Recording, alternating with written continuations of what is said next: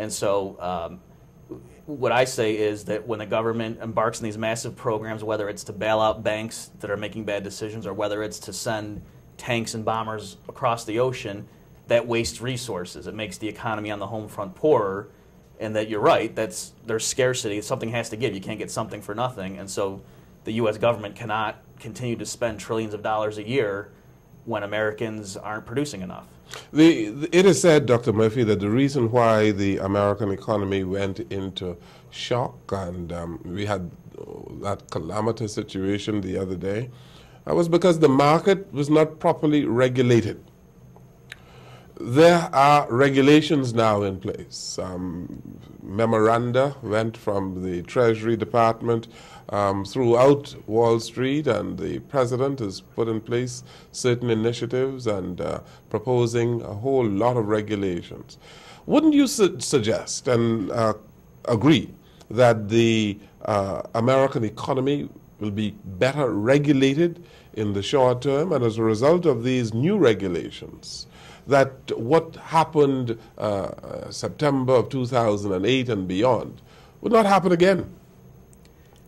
I agree with you that probably the exact same type of calamity wouldn't happen again, but I think when it comes to financial regulation, it's the old adage that they're always fighting the previous war.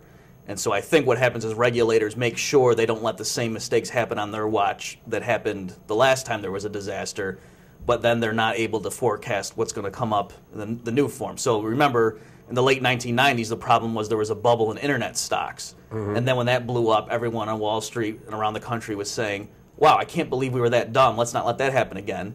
But then we had the housing bubble, and plenty of forecasters were fooled and thought this was going to last forever. And then that popped, and people said, okay, let's not let that happen again. So I think the next bubble, it's not going to be in internet stocks. It's not going to be in housing. We're not sure what it's going to be in, but I think the last people in the world who are going to catch that and stop it are going to be government regulators. The Canadians were able to fend off any problems in the financial market in Canada because Canada was well regulated.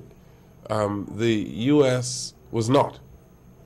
You said that the government should have allowed AIG to fail. This is the first time I'm hearing that, by the way. Because, as Mr. India said, it would have been calamitous for the entire world. All of us would have been out of business, perhaps, if AIG had failed. Wouldn't you suggest that the Obama administration moved correctly when they propped up AIG and other financial institutions on Wall Street? Well, the initial AIG bailout was under the Bush administration, yes. But you're right. So no, I mean, at the very least, I agree that what my views are a little unusual, but I think I'm being consistent, that I'm saying the government shouldn't be micro-regulating and second-guessing decisions that financial corporations make. But on the other hand, I'm saying if those corporations screw up and they lose millions of dollars or billions even, they need to fail. That I think that the worst situation is what you had during the Bush years, where you had basically deregulated markets where companies could do what they wanted, but they knew if they really screwed up, the government was going to bail them out. So that's the worst combination, where companies, if they make money, their shareholders get it, but if they lose, the taxpayer picks up the bill. Wouldn't you, by extension, are you saying, too, that the auto industry should fail? We know that the administration is prepared to prop up General Motors, and it has. Would you say that they should fail as well? I would say that the government shouldn't bail them out, and if that means I think they would have gone into bankruptcy. But again, here the issue is, it's not whether or not they should exist. I mean, they're probably going to, some of them are in bankruptcy right now anyway, despite the billions that have pumped in. So that's the thing with all these. The government has pumped in hundreds of billions or even trillions, depending on how you count it. And it's not that these problems have all gone away. It's just they pushed them off. Well, some of the banks have started paying back the U.S. government. So it means that the whatever methodology they used is working.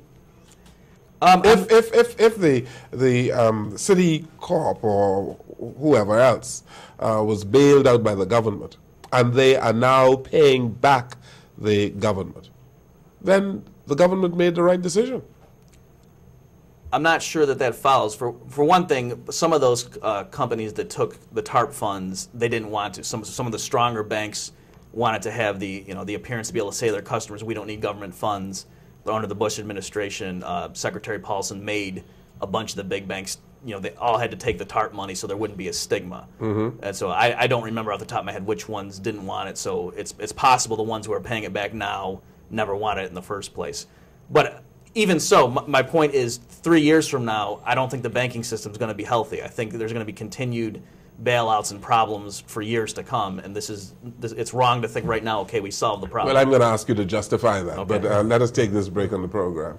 We are speaking with Dr. Robert P. Murphy, who is an economist and an author. We take this break and we'll come right back.